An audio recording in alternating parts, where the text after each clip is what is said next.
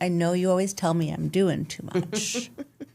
They don't need me mothering them. No, they don't need Nonstop. helicopter moms. He doesn't need to come sit out on my patio one day to get some fresh air and then go back to the inside. You are shocking the shit out of your plants, like, period, end of story. So, Hi, I'm Stacy, Director of Marketing and All Things Social. and I'm Tiffany, the founder of Thrive Roots.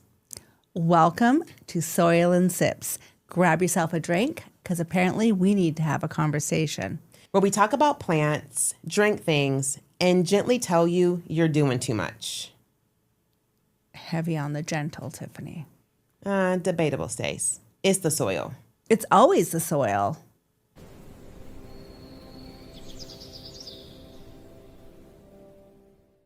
This is my favorite part. All right, so let's talk a little bit about plant health. Let's get this open first.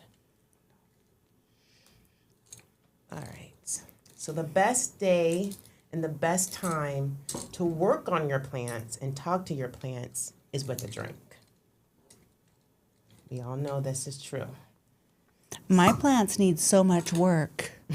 You need a drink. Mama would wind up in rehab if she drank every time she fixed hers. Listen, there's nothing wrong with a little drink every now and then when you have to work on your plants. And we all know that I drink. Everybody's seen my kitchen. I'm always in the kitchen working on the plants and talking about how I need a drink when it comes down to the plants. So this is very important. Okay, Stacey, so now that you have me here today, what are you going to make me talk about today? What you got? Oh, what do I got? Well, for starters, look at this bad boy. All right, so I think this episode we're going to talk about plant health and why it's important and all the things that we see on the surface of our plants, but we don't see under the surface of our plants. And that's what we're going to focus on today. So, I think the best thing to do to start is with the visual, right? And I think that's a way to kind of help for all the people that are watching us and not listening to us. I think that it's important to start with a visual so people can really understand what I say about, plant health and what it looks like. Now, this is actually a very healthy plant that we have here. And so you see a yellow leaf. And when you see a yellow leaf, normal people would be like, oh my gosh, my plant has a yellow leaf, it's dying. Not necessarily. That These two babies are standing at attention. They look fabulous. Beautiful. It looks amazing. And you can tell even by when I go in and I put my hand into the dirt is very moist. It's not overwatered. You see when I pick it up, it still kind of sits on my fingers, right? But also it does, can dissipate as well. It's just like it's a little bit of gravelly, and that's great. You can't see obviously here, but there's also a new growth there. You also see that there is a little bit of, old leaves that's here. Great. A lot of people will take those old leaves and those old, pieces, and sometimes they'll throw them away. If it's a large piece, I throw it away. If it's a small piece like this, I would leave it and let it disintegrate into the soil, right? I'm a big fan of leaving all things old in their place. And this is the problem that we have today. So that is another episode for another podcast, I promise you. But I think, it's important to really understand what a healthy versus a non-healthy plant looks like. And this is a healthy plant, but it has some deficiencies, right? So when I say the plant is healthy, overall, it is a healthy plant, but it does have some deficiencies. This leaf, as you could tell, it was a baby leaf, and it became, it grew up, right? Like it formed. But what it did was it lacked a couple things. It's either lacking the pH balance because the leaf is yellow. So it's still a baby leaf, but it never turned green, right? Now, most people will say it could be lighting. It could be a nutrient deficiency. It could have a nutrient lockout, which we're going to talk about the difference between a nutrient lockout and a nutrient deficiency. Ooh. Yeah, that's a good one. I think we'll talk about that one a little bit first. Or it could also just be overwatered, right? Now, the way you can tell it's not overwatered, because to your point, you have these two beautiful leaves that look beautiful. No, those are shining stars. Those shining stars. It's bright. Perky, beautiful. It's perky. But what can happen with the plant is when it begins to grow and it has healthy leaves, it may not have enough nutrients, or it may not have enough pH for it to actually To share with the new baby? To share with the new babies. Exactly. So that's actually what's happening in this plant here, right? Because it makes no sense, if you look at the plant, for it to be beautifully, beautifully green, standing to upright attention, but then this one is like, it would happen. So it loses the fish. It doesn't have enough nutrients, or it has a nutrient lockout. So let's talk about the difference between the two. All right. So we all know about watering, right? Like you can overwater or underwater. There's this whole balance between, it's like, trying You taught me to stick the thing in. You stick the thing in, yes. So we have to stick in. A lot of people will use water meters. Those can be tricky. I tell people the simplest, easiest thing, if you don't want to spend the money, or you don't trust the water meter, because a lot of the water meters will have a light meter and a water meter. And I find that when I talk to customers, they'll say, I watered it yesterday and it was fine. And then I watered it I looked at it 3 days ago and it's bad. That could be. But if you, by mistake, hit the button that moves it from the water meter to the light meter, now you're testing for light, not in the for dark water, soil. In the dark soil. And now it shows that you need water, right? Okay. So you have that issue. So I tell people the easiest way to check their soil is stick a chopstick, a knife, a fork, or something as far down your fingers if you can, and see if you gather any type of wetness, right? That's the best way to just check for water, right? When watering your plants, or when transplanting your plants or buying your plants, it's important for you to have a drainable pot. Look, we all love a decorative pot. We want to be cute. I want to be cute. I want my home to be cute. If you look at my house, I've got the gray pot, the gray ceramic pot. I got the black pot. I got the black and white pot. I got the pot with the monsteros on the pot, but they're not drainable pots. I made that mistake. Yes. I bought all the pretty things. All the pretty things. And we do. And it's fair. We want the pretty things. But pretty coffins. Thank you. Pretty coffins. I think that's the new way. Yeah, that's the new name. Pretty coffins. So you still need to, let your plants have drainage at the bottom. So you can have all the drainable or drainage or perfect soil. But if you're watering and they're, they have the water has a long-term lease, under your plant's going to die, right? So we need to make sure that we do those things. You want to plant your plant in a breathable pot so that the water can drain. We'll talk about soil later, but at the minimum, right, if you don't even have great soil and your soil is not pH balanced and you don't have an amendment and you're not using nutrients, you still need to have a drainable pot that you can put into your beautiful, pretty pot that you want, right? So I think that's helpful. It also helps for as your plant grows, you're able to move it from that decorative pot into another decorative pot easily without having to, take the whole thing out. You just can transplant it from your, plastic pot that's drainable into a bigger one, and then you can easily then put it into a bigger decorative pot. So there's a lot of benefits of doing it that way, not just the fact that your plants are going to probably live longer and not get as wet and damp. So you have that. You also need to make sure that, as you're watering, the water is being absorbed by your plant, right? So a problem that a lot of plants have, and this is when we're going to get into nutrient lockout or nutrient deficiency, is that your water, your soil has to be able to uptake the water. The water helps move the nutrients around in your soil, right? So I want to give a visual that people can understand, because I think this is important for the audience to really understand how your plant works, right? On a more detailed, like, visual level. So your soil, right? You have your soil, and water is necessary, but water in itself isn't what's keeping your plant alive. The water's main goal is to hydrate and move the nutrients around in your soil. Like, think about that. Like, we think that you just pour the I just thought my water. baby was thirsty. Right. Like I need a She's- sip of wine. It makes me feel good. Does it ever?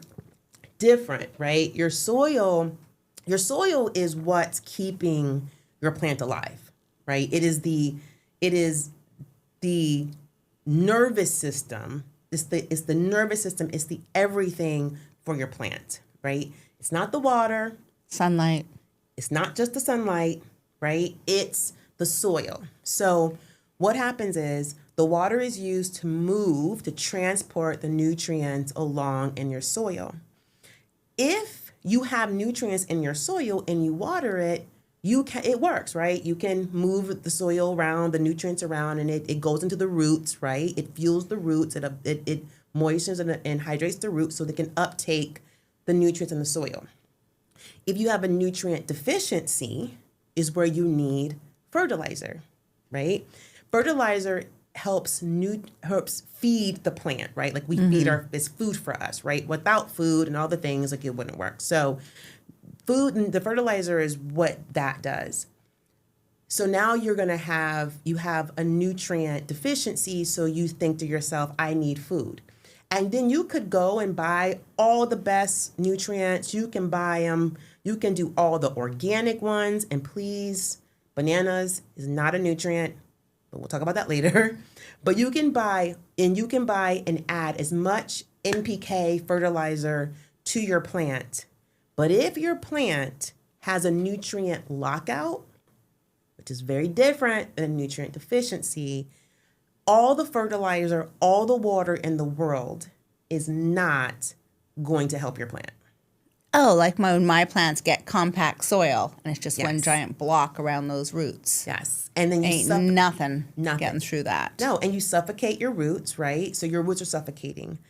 A soil amendment or a soil conditioner, people use it interchangeably, but basically what it is, it's so that it can amend your soil to unlock your nutrient's ability to move around the soil with the water, right? It also helps your fertilizer then obviously do its job in the soil. So nutrient lockout is probably the number one problem that most people So have it's like in the their plants. inability to uptake nutrients. 100%. Ooh. So you can do all the things that you think that is happening and you're like, why do I keep watering? Why do I keep putting fertilizer? Then people do like, okay, I'm not going to water. Then you get these things. Well, dry your whole plant out. Now you've shocked your plant, right? So there's so many things that we're doing wrong. We're doing too much. We're doing too much. Yes, we are definitely doing too much. That's my motto. Like, girl, you are doing too much. And when we go to these plant shows, I'm constantly telling them, and everybody's pulling up these pictures and showing me their plants. And they're like, well, I watered. And then somebody on TikTok told me not to water and to dry the plants out. And there are times when you must dry your plant out, right? But even if you dry your plant out and your roots are still mushy, which we call root rot, right? That's not going to help. So you have to get into the soil. You have to investigate. You have to say, okay, one, let me get all the way down and make sure my top of my soil isn't just dry, that the bottom of my soil is dry as well before I actually water it again, which is why I tell people to bottom water. I'm a big proponent of bottle watering, but you have to have drainable holes in the bottom of your pot so that you can absorb the water. So that's a big one. 2, you absolutely have to make sure that you have the proper nutrient in your soil so that you can the water is working to move those nutrients around. So what about all these fancy soils? And then people get the perlites and the Cocoa Puffs, and then it looks so chunky. No, those round chocolate ball things. Yes. They get them in the soil. Mm-hmm. Yep, they get them in the soil. And then you're like, oh, wow, that soil looks like it would just be perfect for eternity.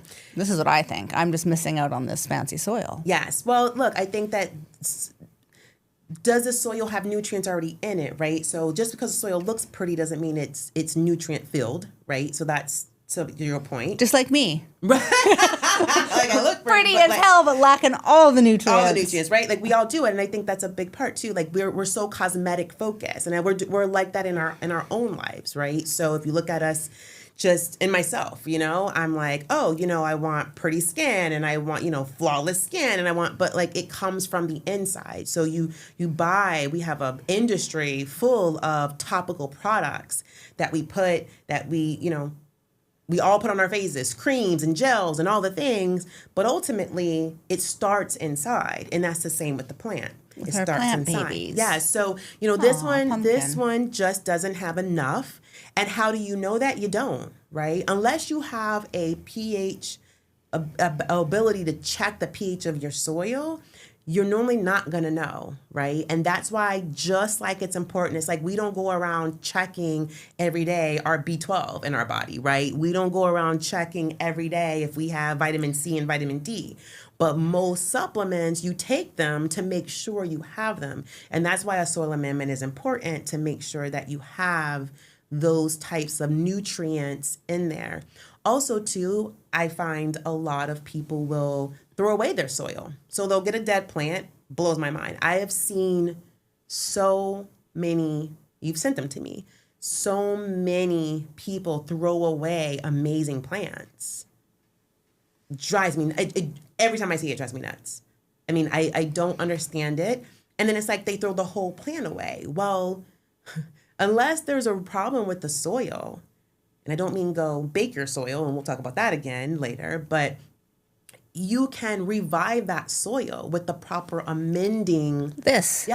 Amending of the soil. It amends the soil, and I've learned, because I struggle sometimes with the soil, and I've killed many plants, but I've learned when I take my little dead plant and I propagate it in some water with my Thrive, suddenly Mama's got some roots. She can plant again and give it another shot. Yes, and there's a lot of ways that people can propagate plants. If a plant dies, you can try to bring it back to life. Not every plant you're going to bring back to life. But you can revive the soil and use it again. And attempt to revive the plant. Yes. You don't need to toss everything in the trash and call it a day. And call it. And again, we all do it. We get frustrated. We're like, okay, there's these big fads where people just throw everything out. I think social media, a lot of people do clickbait. I think so much stuff we consume. When I first started your Instagram, I was like, whoa, I need to spray everything down with alcohol immediately. Oh my God. And then I'm going to do this. And then I'm going to do that. And then I realized, you're all messing with me. Mm-hmm. You are. You want the attention. Mm-hmm. So you're just saying these ludicrous things. Absolutely. Like you walk on screen and take all your fancy plants and you dump them in a garbage bag because you need attention. Yes.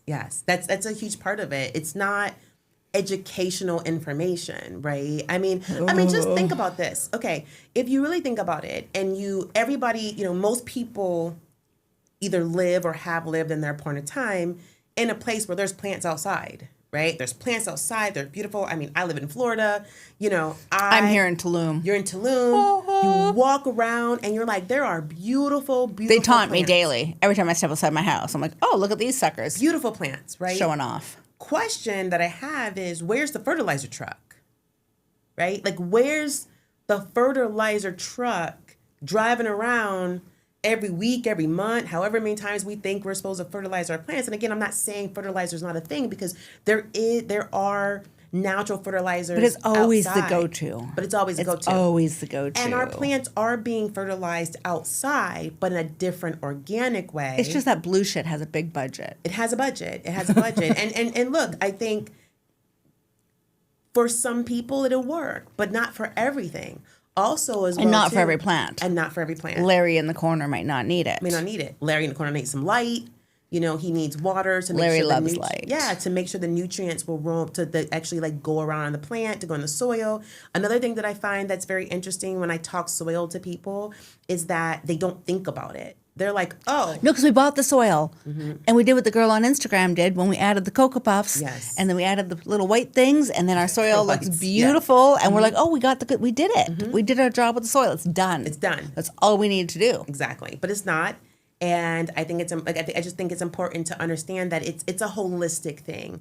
And again, I don't want to come across as I'm saying we don't need these things and we only need this. It's holistic, right? Like, there's a holistic approach in how you are healthy within your body. Plants are living organisms. Plants and crops are living organisms. They are the same as us. So as medical professionals and we need a holistic approach to your body.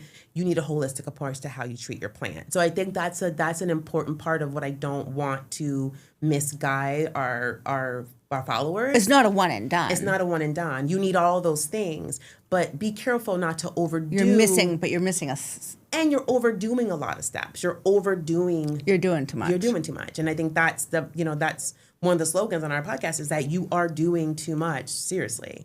And so I think that if you could have a holistic approach, and then you can also understand what your plant wants and needs and the importance of it, it's important. Go back to this yellow leaf. Now, this yellow leaf probably needed more light. It needed a holistic amount of things. It needed more light. It needed, more than likely, it has a nutrient deficiency. We can see that.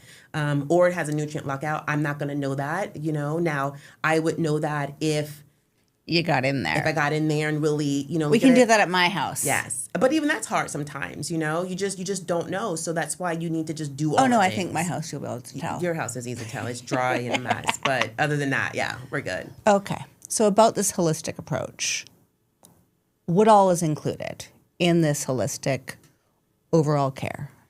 I mean, I think there's just a handful of things that you should be looking at if you are a plant enthusiast, like I call them. Plant parent, plant enthusiast. I mean, I think you really need to be looking at the soil, and we'll talk more about that, but mostly the overall health and needs of a plant, right? So we know we need to have that good old water that we like to overwater. We need to have light, right? And we don't always have to have direct sunlight. We can have indirect sunlight. But then there's a lot of things on the interweb about the indirect sunlight, but yes. I mean, it just depends. Sometimes, you'll see where people are like, okay, I want to put my plant in the best light, right? So you put it in front of your really hot window, right? Or door, right? Inside. It's still inside. It's getting the sun, but that's drying out your plant as well. So it's just a lot to really just kind of be paying attention for your plant. So water, sun. So you need water, sun, but let's talk about the light a little bit. I think that the light is important because I think the light can also either dry out your plant or your plant will stay moist longer. So in the winter months, we always are looking. So like in my house, I have my Monstera, and it loves the window that it sits in, right? It sits there all year round. But the way that the sun goes and moves because of we're in winter and summer and spring, I don't get as much light in that window. In the summer, it gets a lot of light, and the window is hot because if you have more light, right, hitting on the window pane, it's hot. So what does that mean is my plant dries out faster in the summer. So I have to be more mindful to water it more because it's sitting in that direct sunlight in front of that hot ass window. And so I need to make sure that I water it more. In the winter time, let's say I'm watering in the summer once every 2 weeks. In the winter, because I don't get the same amount of sun in that window, and it's not as hot, although it is now becoming indirect sunlight, now I have to water it less. So my Monstera, I may not water for a month or 2 months. When in the summer and the spring, I'm watering that thing at least once a week. And with the light, she's really pretty. But last time I was at your house, she has her little influencer ring light above her head, like a little halo. She does, like a little angel. And a lot of that, and that's a lot to work with too, because I think what happens is we think it needs that direct sunlight sitting on top of them with the halo, but it needs to sit at a certain distance. So when we buy these influencer lights to put on our plants to give it more sunlight in the winter, we need to follow the directions, right? Because a lot of us pop that light up, put it right on top of it, and because the plant is not used to that type of direct contact of the light, it burns your plants, right? So now you have brown leaves, you have a little burning effect. So you have to think about that. So you took that hussy to the tanning salon. You took it, and she's dried out. She's like, I have to. So so you gotta read the directions, right? Read that fine print. Read the directions. Decide if your plant really needs it. But your plant doesn't always need direct sunlight. It just needs light. And then you have to determine how much water, because just because you water your plants at one time, like I said, in the summer once a week, in the winter you might need to water your plants once a month, 2 times a week. So two every other week. So do not water your plants 2 times a week in the winter, but every other week. So you got to think about that. So between the light, which once you get it right, you get it right. Don't over obsess with your plants. Your plants really don't want you doing too much. Your plants really want to be left alone. I hear people say, there's certain plants that are super, like they want a lot of attention. They don't, they don't want a lot of Do we attention. got to rotate them in the sunlight? There's some plants that kind of like monsteras like to grow to the light. And I'm using monsteras because everybody knows them. There's plenty of plants that do that. You have a lot of like viney plants that do. They kind of will go to the light. If you don't want them all in one side, you can rotate them. That is a thing that is a real thing that will happen. You have lots of plants that you need to do that. Most plants like to grow to the light, right? That's how they perform and how they grow. So you need that. You need to make sure that they have the right nutrients. I will tell you, most of your plants don't need as much fertilizer as you're putting in there. I think that's something that we can do another episode on, like how much fertilizer do you really need?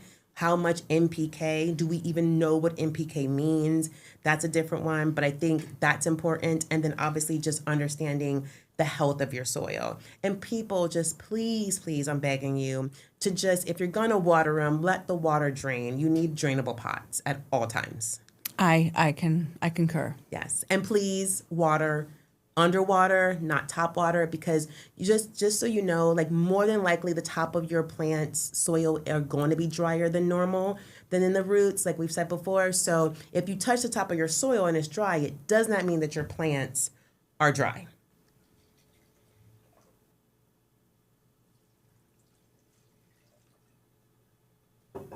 All right.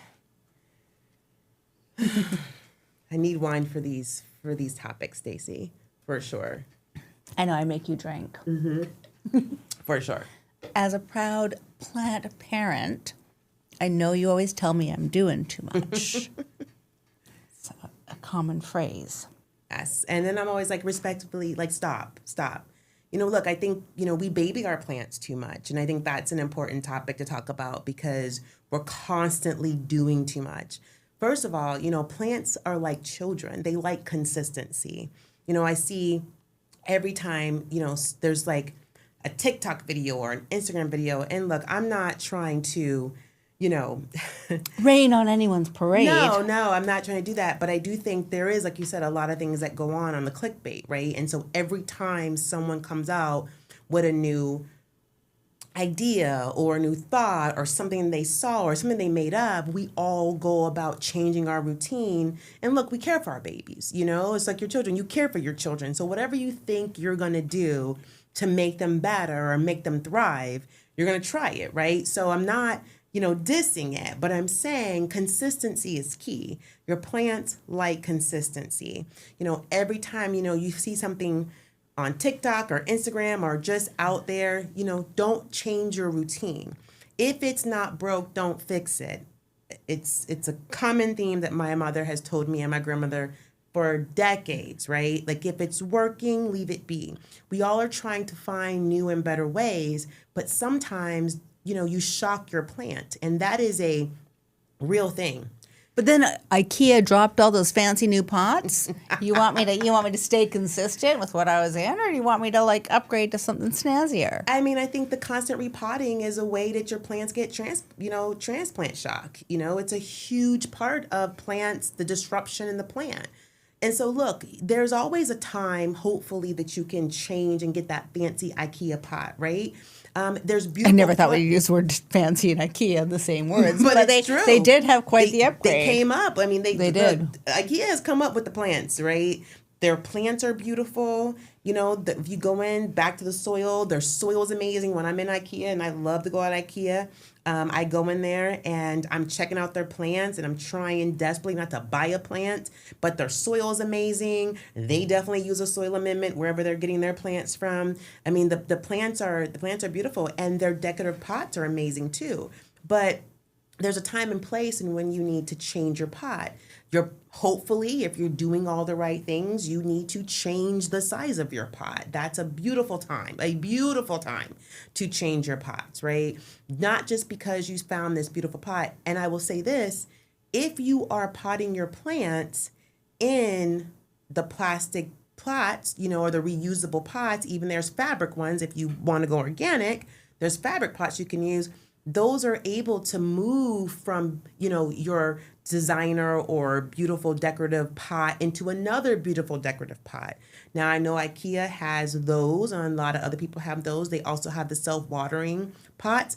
I'm a huge believer of self-watering pots because then the plant can control the amount of water it gets, right? The only thing you have to do is create whatever routine or recipe or formulation that you use, whatever that may be. You water the bottom of it, and then the plant regulates how much water it gets in the roots and then in the soil. So that's a different part. So, transplant shock is a real part of that when I'm saying you're doing too much and you need the consistency. Also, too, when we're moving our plants around from window to window to corner, your plants don't want to be moved. They're agitated, right? Plants are very simple. They want to be left alone.